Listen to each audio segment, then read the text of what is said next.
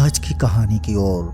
दोस्तों, जब रंजीत काम पर से अपने घर की ओर आ रहा था तो रास्ते में रंजीत के कदम आगे नहीं बढ़ पा रहे थे।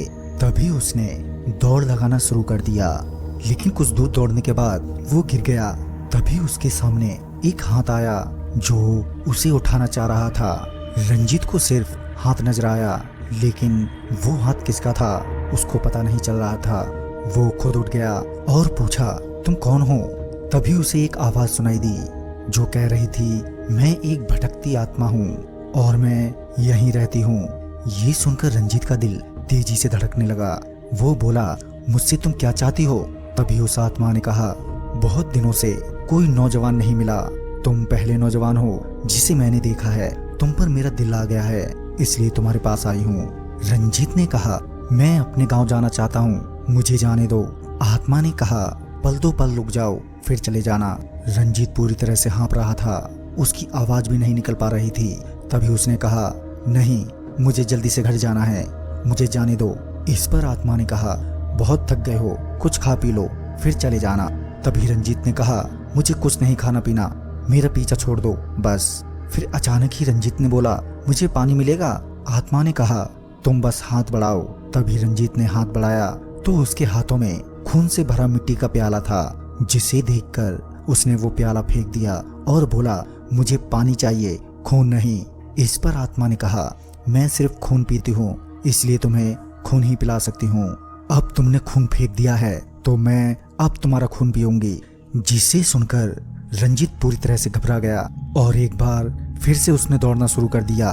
लेकिन आश्चर्य की बात तो ये थी कि इतना दौड़ने के बाद भी वो वहीं था जहां से उसने दौड़ना शुरू किया था।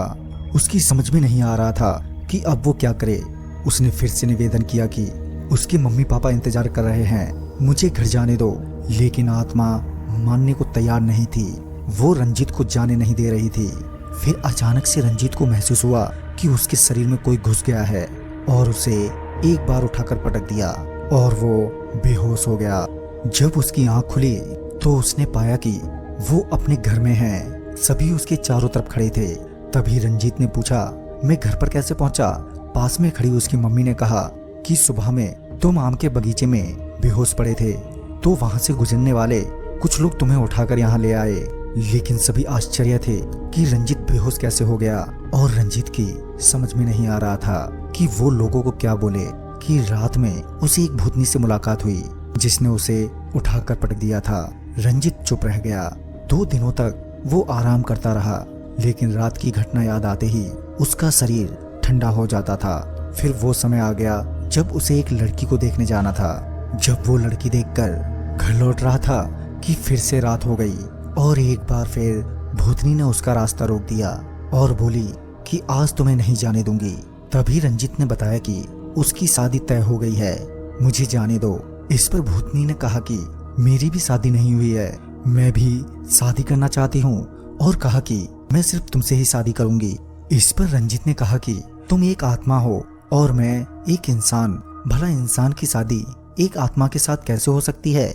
इस पर भूतनी ने कहा कि तुम्हें भी मरना होगा और मैं बहुत ही प्यासी हूँ और तुम्हें मेरी प्यास बुझानी होगी। रंजीत के बार बार निवेदन करने पर भी वो आत्मा नहीं मानी और रंजीत को पटकने लगी। इधर घर ना पहुंचने पर उसके घर वाले बेहद चिंतित हो गए और उसे ढूंढने के लिए बगीचे की तरफ बढ़ गए। जहां रंजीत को नीचे गिरा देखकर सभी लोग घबरा गए कि तभी सभी लोगों ने रंजीत को होश में लाया और रंजीत ने अपनी सारी बात बताई, जिसे सुनकर सभी लोग आश्चर्यचकित हो गए। वो सभी भूतनी को देखना चाहते थे मगर वो कहीं भी दिखाई नहीं दे रही थी। तभी गांव में ही रहने वाले एक आदमी ने जोश में आकर बोल दिया कि भूतनी जैसा कुछ नहीं होता और ये सब मन का वहम होता है। उस आदमी ने ये सब बोला ही था कि भूतनी ने उस आदमी को उठाकर पटक दिया। अब तो वो आदमी बेहद डर गया और सभी लालटेन लेकर घर की तरफ चल दिए।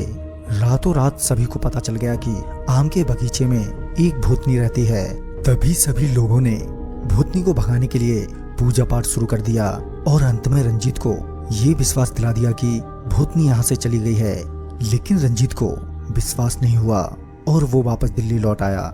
उस दिन के बाद वो चुड़ैल रंजीत को कभी भी दिखाई नहीं दी। तो दोस्तों, इस वीडियो में बस इतना ही। वीडियो आपको अच्छा लगा हो तो लाइक